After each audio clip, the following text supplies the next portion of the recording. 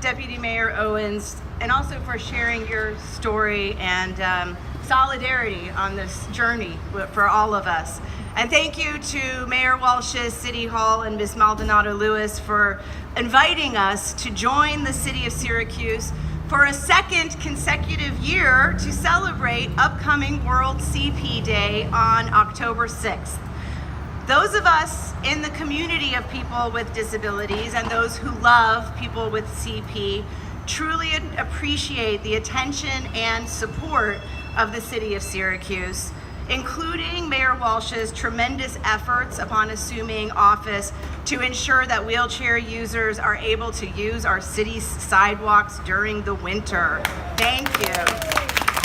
We look forward to those efforts being followed by surrounding municipalities as well.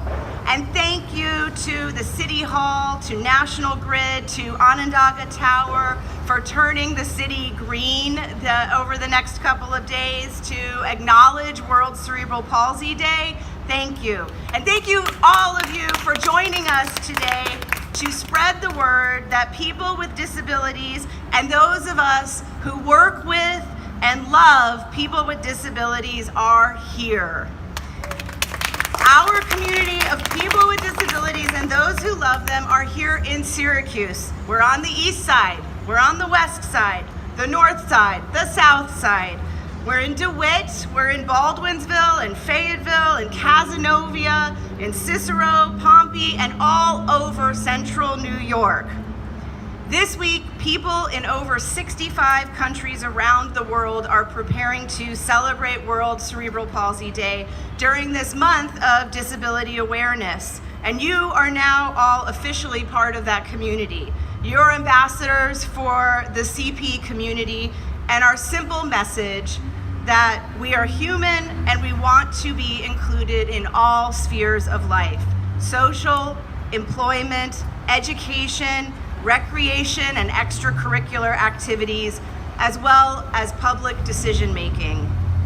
World CP Day is a movement of grassroots organizations and individuals and families in the cerebral palsy community around the world that began about 4 years ago. On World CP Day, we share our stories of success with each other, and we reach out to the broader community of people who passionately believe in the rights, access, and opportunities for those with disabilities. We champion for change, we develop solutions, and we celebrate our achievements.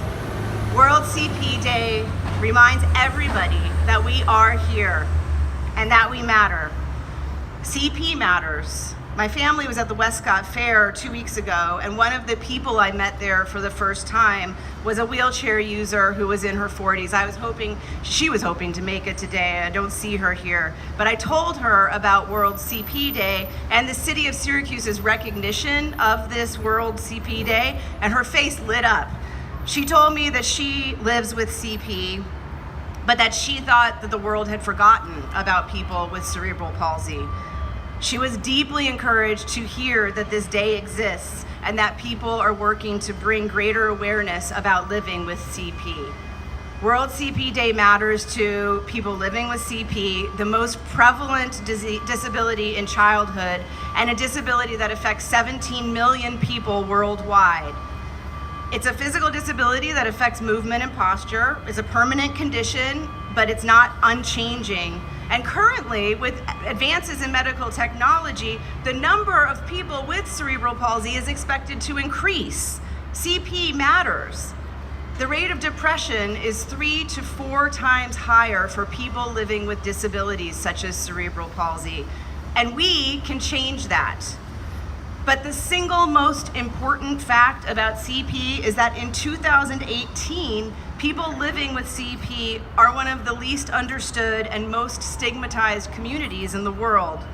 Yet people with CP have the same possibilities as others.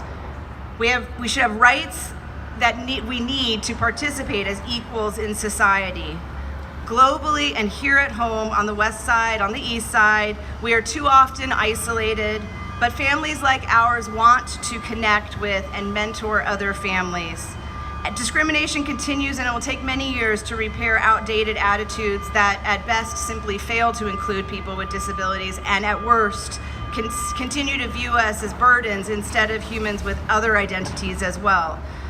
It matters to value World CP Day because we recognize our community, our curiosity, and our connection can not only improve the lives of people living with CP, but all people. So what can all of us do after October 6th? We can think and talk and connect about living with a disability. We can spread the message that people with disabilities should be included and considered in all decision making. And we can think about how to include people with disabilities in decisions, how to include people with disabilities in after-school activities, how to ensure that people with disabilities are not the only ones advocating for inclusion, and how to ensure people with disabilities wheel onto airplanes. As we go about, as those of us who live without disabilities go about our daily lives, we can ask, what would access be like for someone who's a wheelchair user, or for someone who is unable to see or to speak? We can think about the sidewalks and plow our sidewalks and keep them in good order during the winter. And we can ask ourselves, how many times have we welcomed wheelchair users into our homes? And what would it take for us to do that, to welcome people with disabilities into our homes? What kinds of changes would we need to make? We can make it a goal this year to make a new friend and to invite someone to our house. We're available. And we can set a goal this year of learning something new about disabilities before we meet again in October.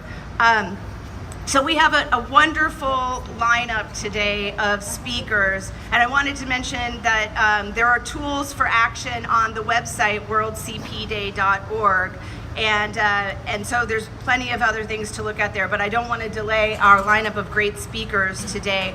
Our first is someone I'm honored to call a friend, Barbara McDonald-Alport, and she's also our World Cerebral Day essay contest winner. So let's welcome Barbara McDonald-Alport to the podium.